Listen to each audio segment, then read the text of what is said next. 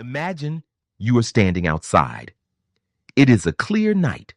The temperature is dropping faster than it should, faster than any night you have ever known. And above you, something is happening to the sky. Not metaphorically, not in a dream. Something is physically happening to the sky. What comes next will last 11 seconds. In those 11 seconds, the equivalent of 10 billion nuclear bombs will detonate across 4 continents simultaneously. The light will be brighter than the sun. The sound will arrive 3 minutes later. And the world that exists after those 11 seconds will be so different from the world that existed before them that the people who survive will have no framework, no language to explain what just happened to them. This is not fiction. This is not mythology. This is what the geological record says happened to planet Earth approximately 12,900 years ago, and what it did to a chapter of human history that we have barely begun to understand. Because the impact itself is only the beginning of this story. The deeper question, the one that keeps researchers arguing at 2 a.m. in conference rooms and in peer-reviewed journals, is what was here before it hit. Who was here? And whether the reason we don't know the answer is because the impact made sure we never would. To understand the scale of what we are talking about, we need to go back. Not to ancient Rome, not to ancient Egypt.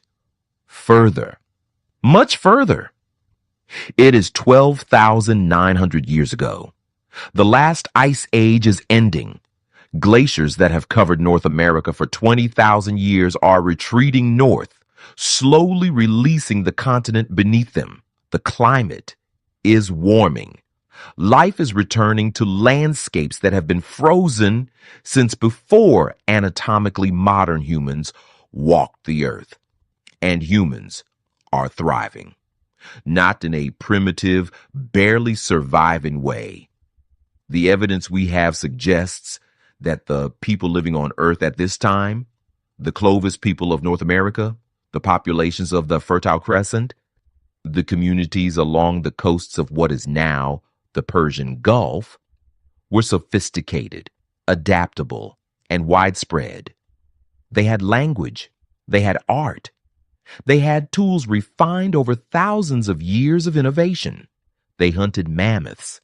They crossed oceans. Some researchers believe they were, by the standards of their world, flourishing. And then, in the span of a human lifetime, everything changed. The evidence comes from a layer in the geological record called the Younger Dryas boundary. It appears on every continent.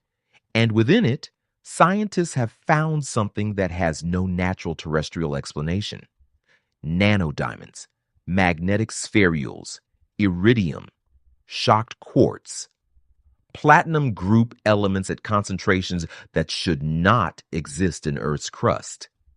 These are the fingerprints of a cosmic impact. The signatures left in rock and soil when something traveling at 70,000 kilometers per hour meets the atmosphere.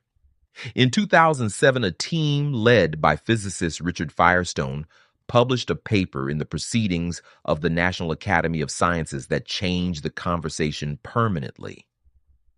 They had found this impact layer at more than 50 sites across North America, Europe, and the Middle East, all dating to the same moment, all showing the same chemical signature.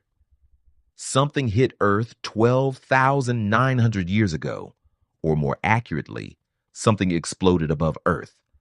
The current hypothesis is not a single impactor, but a fragmented comet, a cloud of debris that detonated across the atmosphere in a series of air bursts.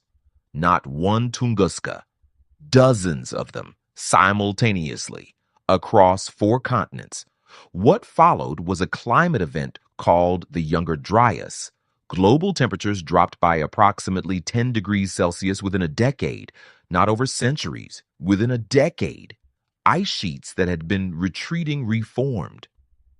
The warming stopped and then reversed.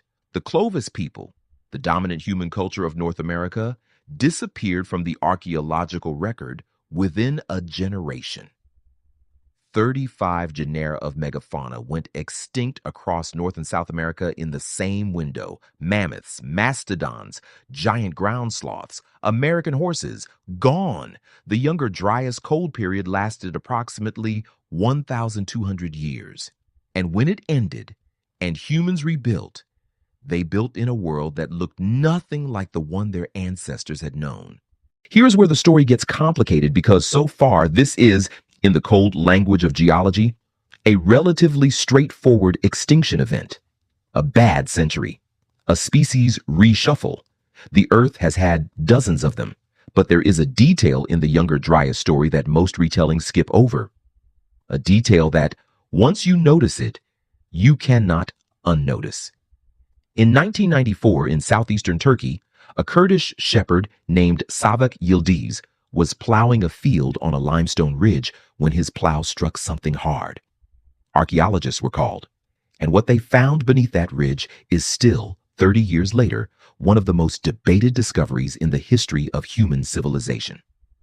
Gobeklitepe, an ancient site of massive, intricately carved stone pillars, some of them 6 meters tall, weighing up to 20 tons, arranged in circular enclosures, decorated with sophisticated relief carvings of animals, symbols, and abstract forms, carbon dated to at least 11,500 years ago, possibly older.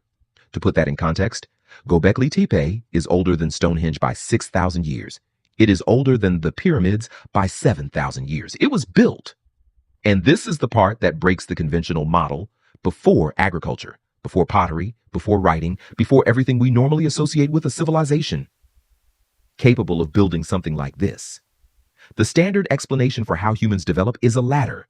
Hunter-gatherers at the bottom, then agriculture, then settlements, then cities, then monuments, then civilization. Göbekli Tepe is a monument built before the bottom rungs of that ladder were supposed to exist. And here is the connection that the Younger Dryas impact hypothesis makes. The site at Göbekli Tepe was not abandoned. It was buried, deliberately, intentionally. Someone filled in those enclosures with rubble and soil and sealed them. Archaeologists believe this happened sometime around 10,000 years ago, which places it squarely within the Younger Dryas period. Who buries a temple? Who takes the most significant structure their culture has built and seals it underground? You do it when you are not coming back. You do it when you know that whatever is coming next will not understand what this place is. You do it when preservation is all that is left. Researcher Graham Hancock, whose work is controversial but whose questions are harder to dismiss than his critics admit, has argued for years that Göbekli Tepe is the remnant of a civilization that predates our entire understanding of human history. A civilization that was advanced enough to build structures we cannot fully explain, and which was effectively erased by the Younger Dryas impact event. The scientific establishment has largely rejected this framing, and their counter-arguments are serious ones. Hancock's work is not peer-reviewed. The astronomical alignments he cites are disputed. The lost civilization framing is speculative. So let's talk about now. It's easy to file this under ancient history and move on. That would be a mistake.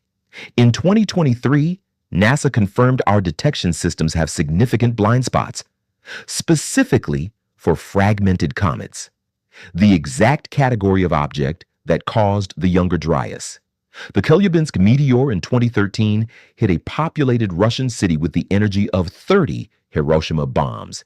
It injured 1,500 people. Nobody saw it coming. We found out it existed when it arrived. That was a pebble. We estimate the probability of a Younger Dryas scale repeat in millions of years, but that estimate is built on a few thousand years of data. The margin for error on that number is larger than most people are comfortable thinking about. And then there's the quieter question. If a civilization existed before 10,900 BC and was erased in 11 seconds, everything we think we know about human history is missing its opening chapters. The survivors wouldn't have been the architects. They would have been the farmers, the nomads, the ones furthest from the centers of whatever was lost. We would not be the first intelligent civilization to nearly vanish from the record. Somewhere beneath a limestone ridge in Turkey, a culture we cannot name sealed their greatest monument into the earth and walked away. 12,900 years later, we have found one corner of one pillar of one site.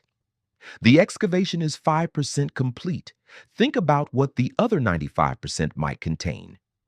If it happened to them on a clear night with no warning, what makes us certain we would see it coming? I'll see you in the dark.